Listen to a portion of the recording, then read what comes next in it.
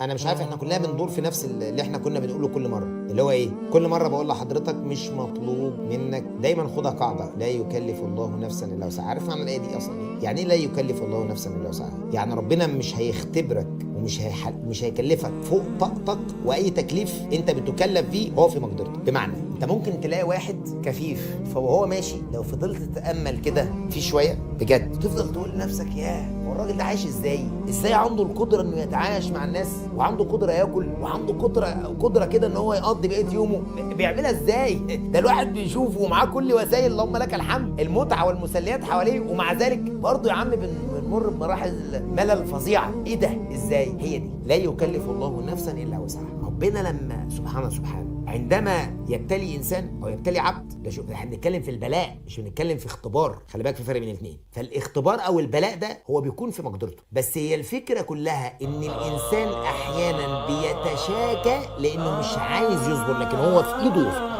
ده انا بكلمك في اشد انواع البلاء، ما بكلمكش بقى في حته اختبار، مش في حته اختبار اللي هو حته اختبار يعني اللي هي ملوش لازمه، اللي هو في النهايه الحياه مليئه بالاختبارات، فكون ان انت اتحطيت في ده يبقى انت قادر تتحمل. خلاص طيب اتحمله ازاي؟ الطريقه نفسها مفيش طريقه معينه، يعني مش حاجه اسمها اشرب مثلا الصبح كذا وكل قبل ما تنام كذا هتلاقي نفسك بقيت كويس. ما بنوصفش الحاجات النفسيه دي، ما بنوصفش. حضرتك يبقى عندك يقين بس ان ما تحملش نفسك فوق طاقتها بس، اللي هي فكره زي ما انا قلت لك كده. والله انا في الحياه انت عارف المشكله في ايه يا صديقي؟ المشكله اللي بيجيب المشكله فين؟ ان احنا بنعيش للناس. هي دي الازمه. يعني ايه بنعيش للناس؟ يعني بنعيش عشان الناس، هو ده اللي ممكن يصنع الازمه. انا النهارده عايش علشان خاطر فلان يقول عليا ان انا جامد، وده يقول عليا ان انا مبدع، وده يقول عليا ان انا بحمل نفسي فوق طاقتي.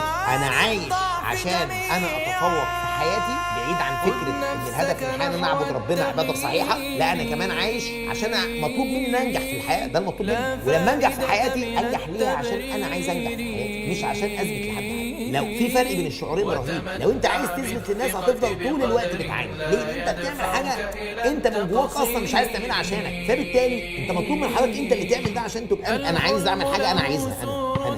فانا النهارده مش مطلوب مني افضل افكر هو انا يا ترى هرضي بابا وماما ولا مش ادام انا بعمل اللي عليا، ما افكرش ده مش بتاعتي، ما انا كده برضيه، لان النتائج دي انا مش متحكم فيها، انا كده برضيه. اللي هو ايه واجبي ايه دلوقتي؟ ان انا اسعى. هو الطاعه هو البر ايه يا جماعه؟ بس في نقطه، هو البر اللي انا اخلي بابا يرضى عني ويحبني، ولا البر اللي انا اعمل ده؟ ايه الفرق بين الاثنين؟ انا ممكن اقدم كل انواع الطاعات لبابا وماما، انا بكلمك علشان معظم الناس بتقول احنا بنحب، اوصيك بامك وابيك برا والبر سيعليك، ان رضيا عنك فقد رضي الرحمن وهذا يكفيك.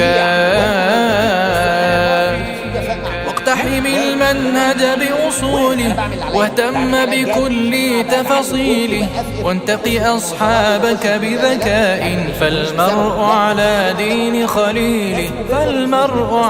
دين خليله، إن كان نجاحك يسعدنا فسلامك يسعدنا أكثر، فنعم بسلام نفسي يدعمك لئلا تتعثر.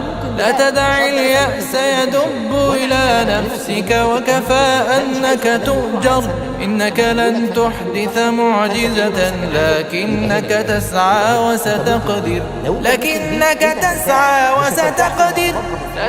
اليأس يدب إلى نفسك، وكفى أنك هترتاح في الدنيا اللي احنا عايشين فيها، هترتاح وانت شغال، والله هترتاح وانت بتتعلم اي حاجه، هترتاح خلاص. فعيش بالمبدأ ده خلاص بقى، سيبك من حجم تساؤلات. خلاص نلقاكم على خير. سبحانك اللهم وبحمدك، اشهد ان لا اله الا انت، استغفرك واتوب اليك. يلا سلام عليكم.